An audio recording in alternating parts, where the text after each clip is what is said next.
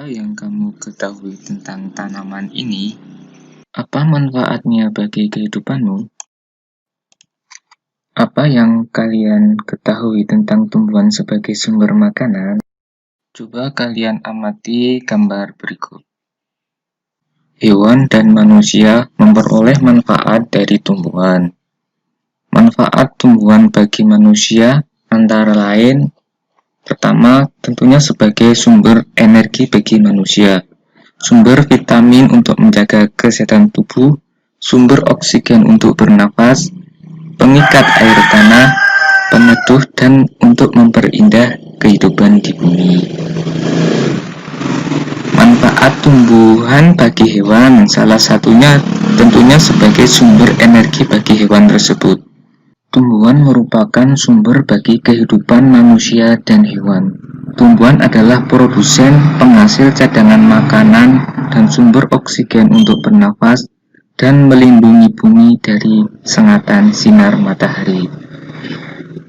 Beberapa hal yang akan terjadi jika tidak ada tumbuhan adalah manusia dan hewan tidak memiliki sumber makanan dan bumi akan gersang sehingga kehidupan akan berakhir. Nah, sekarang coba kamu baca dalam hati hasil pengamatan itu. Agar kamu dapat membacanya secara lengkap, pause video ini.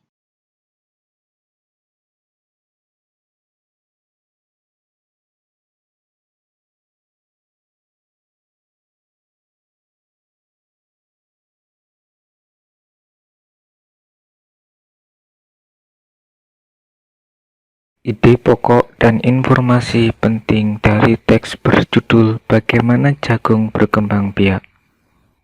Paragraf pertama, jagung merupakan salah satu tanaman yang dijadikan bahan makanan pokok di berbagai negara, salah satunya Indonesia.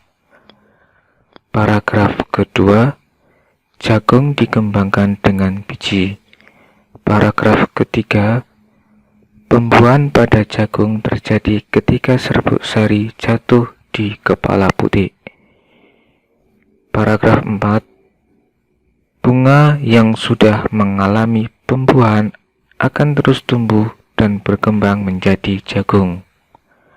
Paragraf kelima, biji jagung yang sudah tua bisa ditanam kembali dan akan tumbuh menjadi jagung. Satu contoh tumbuhan yang berkembang biak dengan bunga adalah tumbuhan jagung. Tepung sari pada bunga jagung akan terbawa angin ketika angin bertiup. Tepung sari yang terbawa angin sebagian akan jatuh di kepala putik yang terletak di bagian bawah bunga pada pohon jagung yang lain. Ketika itulah terjadi pembuahan. Perkembangbiakan ini dinamakan perkembangbiakan generatif. Tahukah kamu proses perkembangbiakan generatif? Amatilah bagian-bagian bunga sempurna berikut ini. Mahkota, benang sari, kelopak, dasar bunga, tangkai bunga, kepala sari, tangkai sari, kepala putik, tangkai putik, bakal biji. Perkembangbiakan generatif atau secara kawin terjadi melalui proses penyerbukan dan pembuahan. Perkembangbiakan generatif pada tumbuhan diawali dengan penyerbukan, yaitu melekatnya atau jatuhnya serbuk sari ke kepala putik. Setelah terjadi penyerbukan, pada serbuk sari tumbuh bulu serbuk sari yang menuju ke ruang bakal biji. Kemudian serbuk sari akan masuk ke ruang bakal biji melalui bulu serbuk sari. Di dalam ruang bakal biji terjadi pembuahan, yaitu peleburan serbuk sari atau sel kelamin jantan atau spermatozoid dengan kepala putik atau sel kelamin betina atau sel telur. Hasil dari pembuahan adalah zigot. Zigot berkembang menjadi lembaga. Lembaga berkembang menjadi bakal biji. Bakal biji berkembang menjadi biji dan bakal buah. Kemudian bakal buah berkembang menjadi daging buah. Lembaga yang berada di dalam biji merupakan calon tumbuhan baru. Tumbuhan yang berkembang biak secara generatif antara lain padi, mangga, durian, dan jambu. Penyerbukan dengan bantuan hewan. Kegiatan penyerbukan terjadi dengan bantuan hewan, dimulai dari kegiatan hewan mengambil sumber nektar. Serbuk sari pada kepala sari kemudian melekat pada bagian tubuh, sehingga saat mereka hinggap pada bagian kepala putik bunga, baik satu bunga atau bunga lain, akan terjadi penyerbukan. Selanjutnya, proses ini akan berkembang menjadi tahapan pembuahan sehingga menghasilkan zigot sebagai hasil reproduksi generatif pada tumbuhan. Contoh hewan yang biasa membantu proses penyerbukan bunga adalah kupu-kupu, lebah, burung, serangga, dan siput. Cara penyerbukan dengan bantuan manusia. Penyerbukan dengan bantuan manusia dilakukan apabila kondisi serbuk sari dan putik terhalang karena struktur anatomi bunga yang rumit. Contoh tanaman yang dibantu manusia untuk melakukan penyerbukan adalah bunga kembang sepatu dan bunga vanili. Penyerbukan dengan bantuan angin terjadi pada padi, jagung, gandum, dan terumputan. Ciri-ciri tanamannya, mahkotanya bunga berukuran kecil dan tidak berwarna. Serbuk sari kering, ringan, dan banyak. Bukan hanya tumbuh di Indonesia, negara-negara lain seperti negara tetangga pun memiliki bunga yang cantik karena kondisi geografis yang hampir sama. Bunga yang tumbuh tidak jauh berbeda jenisnya. Perhatikan jenis-jenis bunga yang tumbuh di negara-negara tetangga. Bunga kembang sepatu tumbuh di Indonesia dan Malaysia. Bunga ini dapat digunakan sebagai pewarna. Di Malaysia, bunga kembang sepatu dinamakan bunga raya dan merupakan bunga nasional. Perhatikan bunga kamboja pada gambar di atas. Bunga ini sering digunakan dalam perlengkapan tari di Bali. Dorcampa atau bunga kamboja dapat ditemukan di Indonesia dan Laos. Di negara tersebut, bunga ini digunakan untuk dekorasi upacara keagamaan dan penyambutan tamu. Malaysia, Laos, dan Indonesia hidup berdampingan. Meskipun berbeda negara, namun ketiganya memiliki persamaan dalam kehidupan sosial dan budaya. Masih banyak negara lainnya yang memiliki kesamaan. Oleh sebab itu, mereka menggabungkan diri dalam suatu organisasi yang bernama ASEAN, yaitu Persatuan Negara-Negara se-Asia Tenggara. Berikut bisa dilihat 10 negara ASEAN.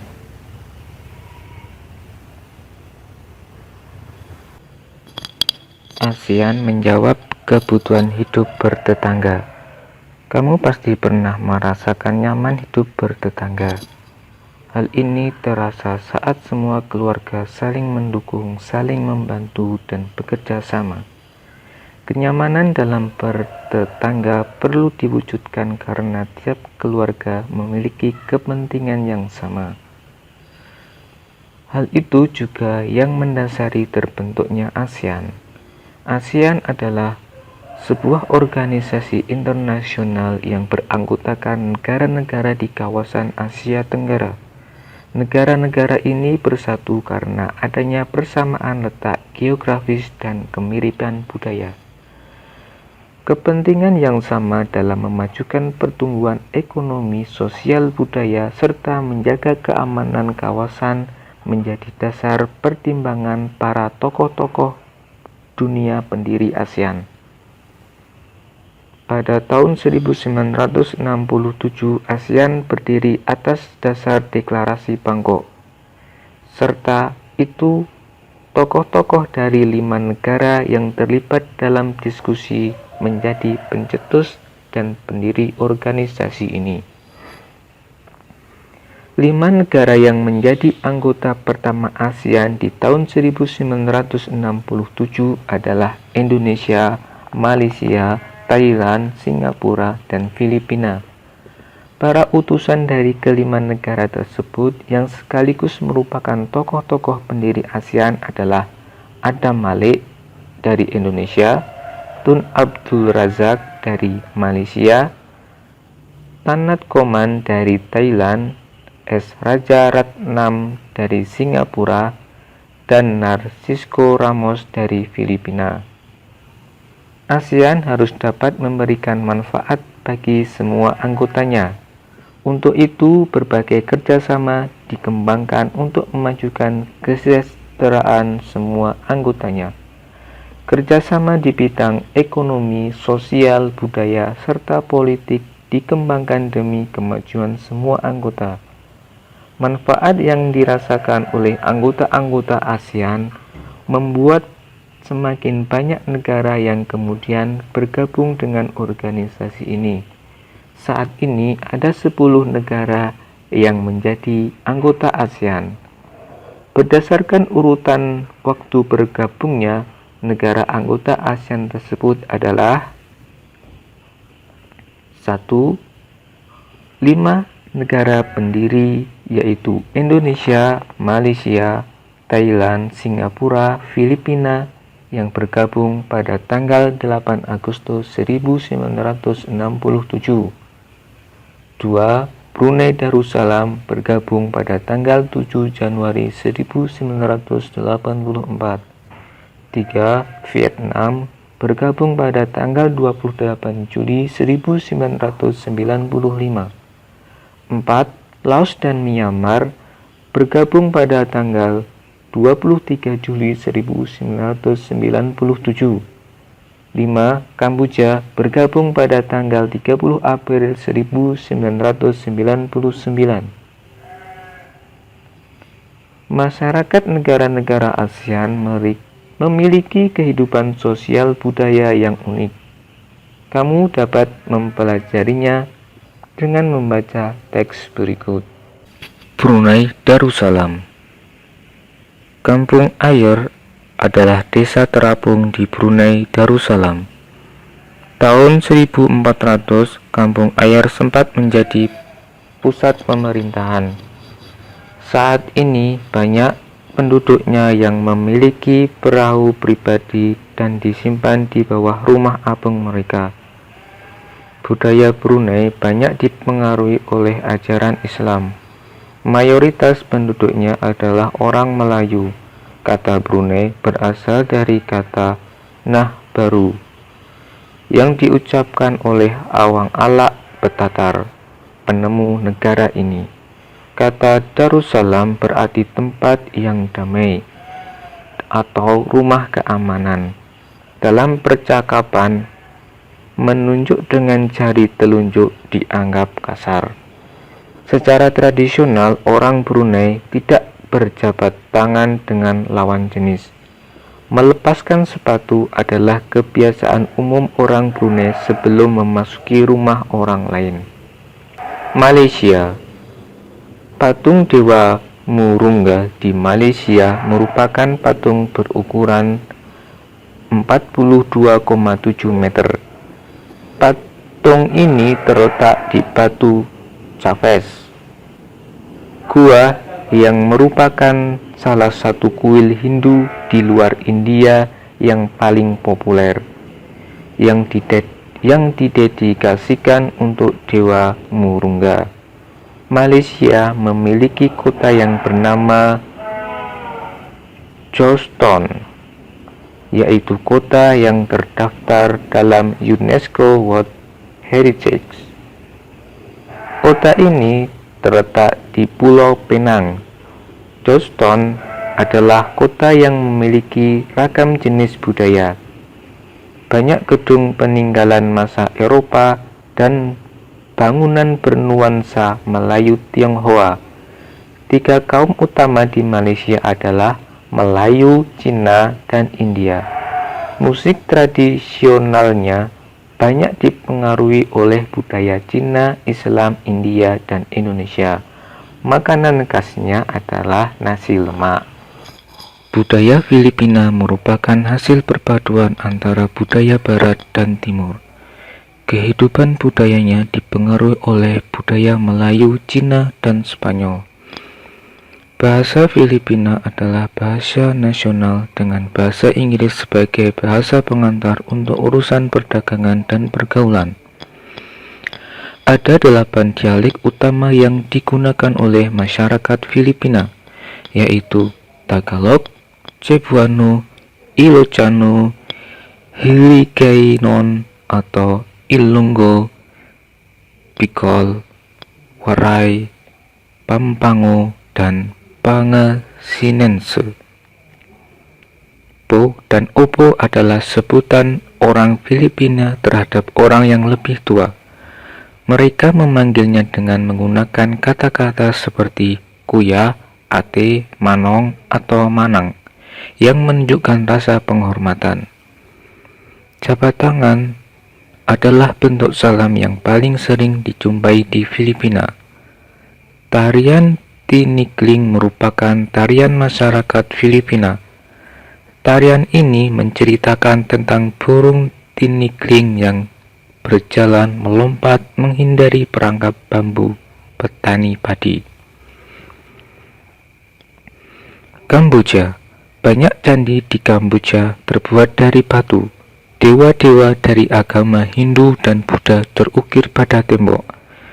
Tari Apsara lahir pada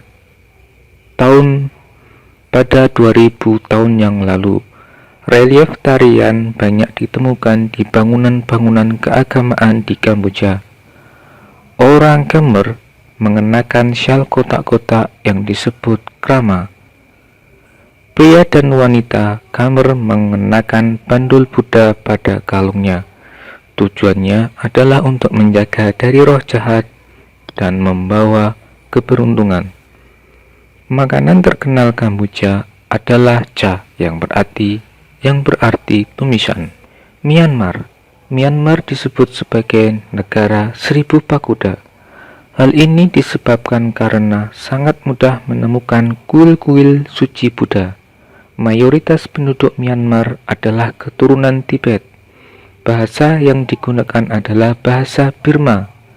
Pakaian tradisional Myanmar yang disebut longyi mirip sarung Indonesia, namun kain ini membelit bagian tubuh mereka dari mulai perut hingga betis. Longyi yang berbahan kain katun bukan saja dikenakan pria dewasa, namun juga anak-anak dan wanita. Vietnam.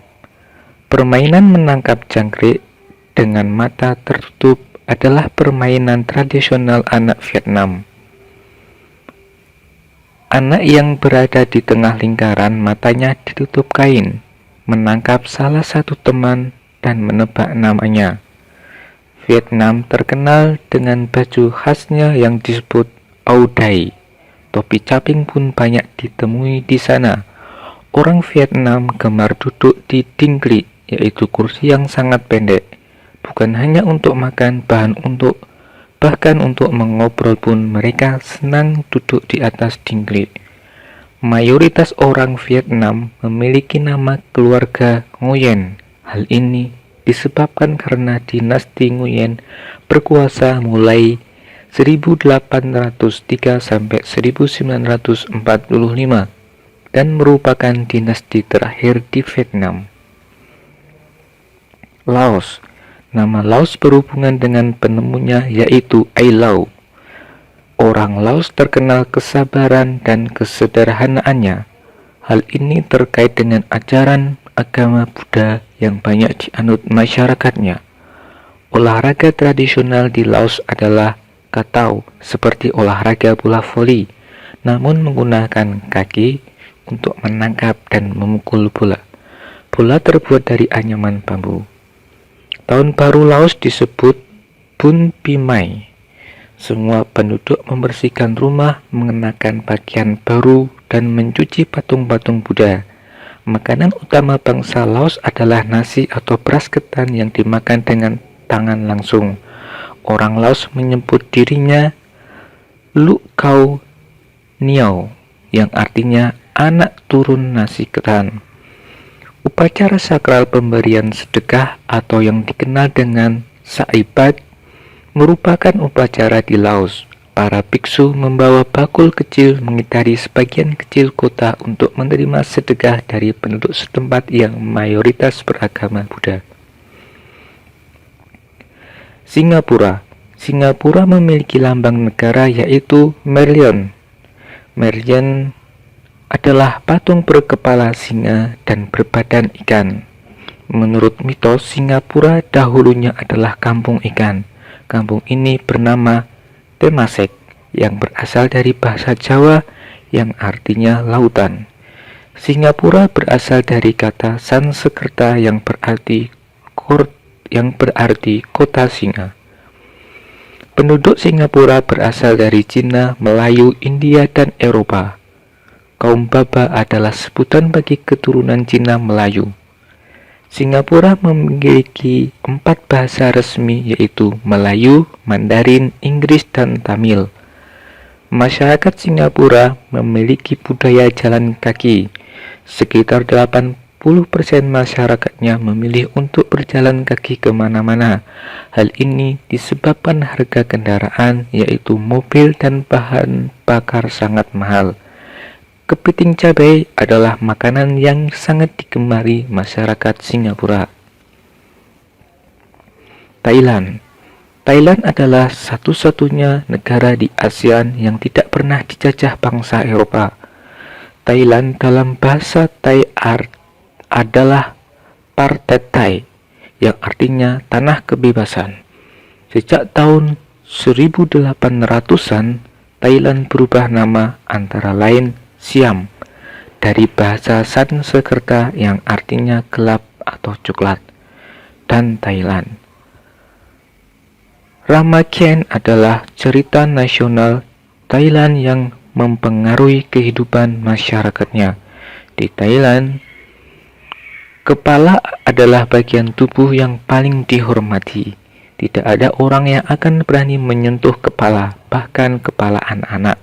Sebaliknya, bagian kaki dianggap bagian yang paling hina, karena dipakai sebagai alat untuk menapak di tanah. Oleh sebab itu, kaki tidak boleh dihadapkan ke patung suci atau orang lain. Indonesia dan Thailand memiliki tradisi minum teh. Di beberapa daerah di Indonesia, kebiasaan minum teh dilakukan secara turun-temurun. Salah satunya adalah teh yang diseduh di poci. Oleh sebab itu, teh tersebut dinamakan dengan teh poci. Di Thailand, teh disajikan dengan susu dan rempah-rempah. Teh tersebut dinamakan dengan Thai Iced Tea yang disajikan dingin.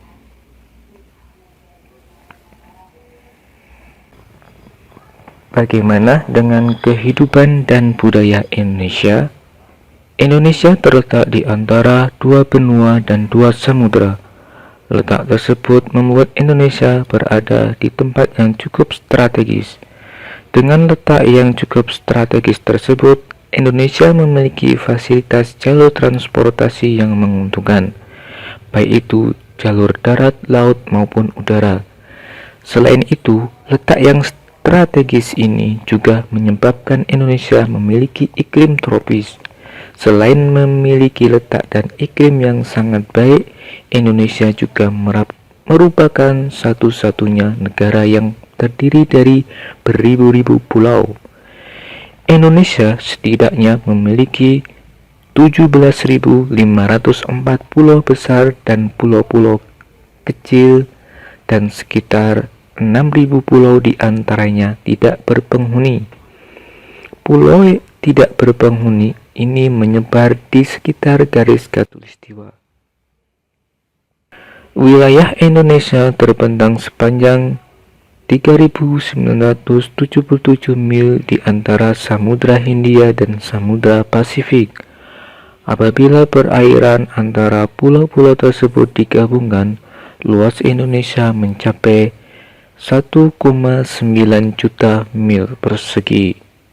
Pulau terpadat di Indonesia terletak di Pulau Jawa.